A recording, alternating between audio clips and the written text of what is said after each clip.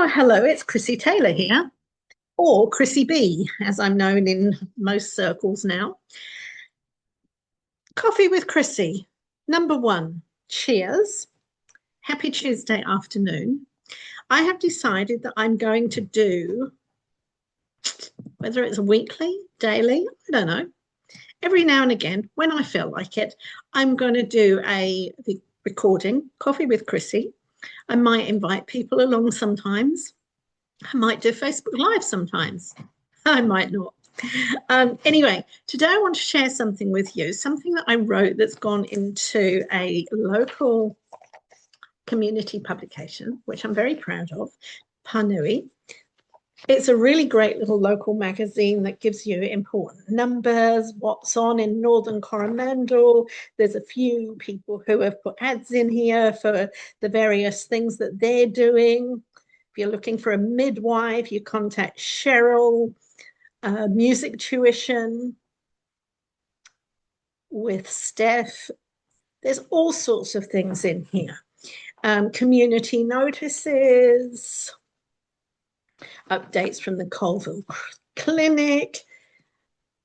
Yeah, all sorts of really good information. And it's really interesting to see. I approached them to see if they would be interested in publishing some of my writing. And I was received very generously saying yes, and I've been invited to write again. And there is, I know you can't see it in here because it's all blurry, but there is on this side, that is my piece of writing. I'm going to read it to you. This is the first piece I've done. This is the first time my work has got out there, and I'm really thrilled to bits with it. It won't be the last. And yeah, let me share it. It is called Finding the Way. I don't think I've shared this before. So a reflective piece by local Chrissy B. When I first moved to this little corner of the Coromandel, I imagined a slower life. That was probably going on 6 years ago now. I imagined quiet mornings, friendly faces, and a chance to catch my breath after years of rushing around. In many ways, I found exactly that. But I arrived just as the world was changing. COVID brought uncertainty for everyone, and for many of us, isolation crept into our lives almost unnoticed. At first, staying home felt sensible. Then it became comfortable. After it became uncomfortable first.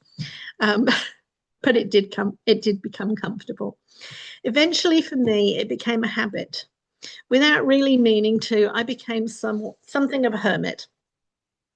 Looking back, I know I wasn't alone.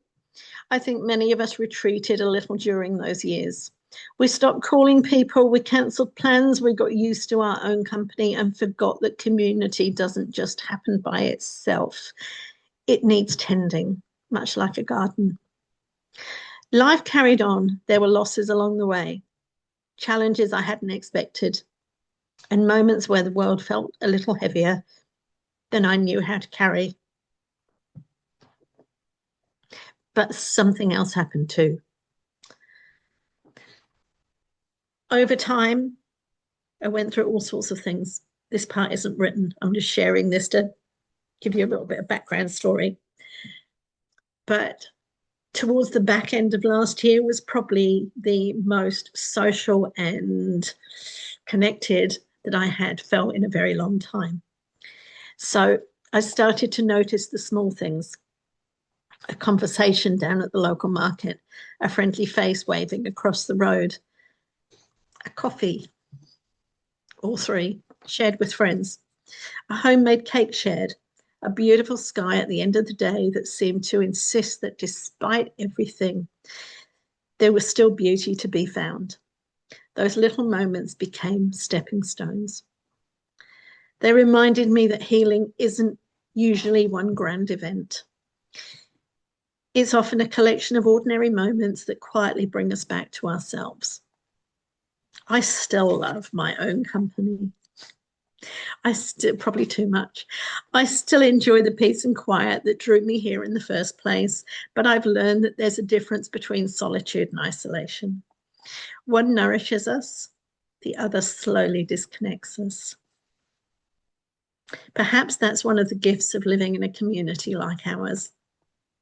We don't have to solve each other's problems. Sometimes it's enough to smile, say hello, stop for a chat, or simply remind someone that they're seen. These days, when I catch myself retreating too far, I remember that lesson. I make a coffee, I call a friend, I head to town, or I simply step outside, look out to the ocean, look up to the sky. Life, I've discovered, has a gentle way of inviting us back into the world. We just have to say yes. So I hope you enjoyed that. There will be another one in the August issue, and hopefully onwards from there. So if you like my writing, if you're curious to know a little bit more, let me know. I'd love to share more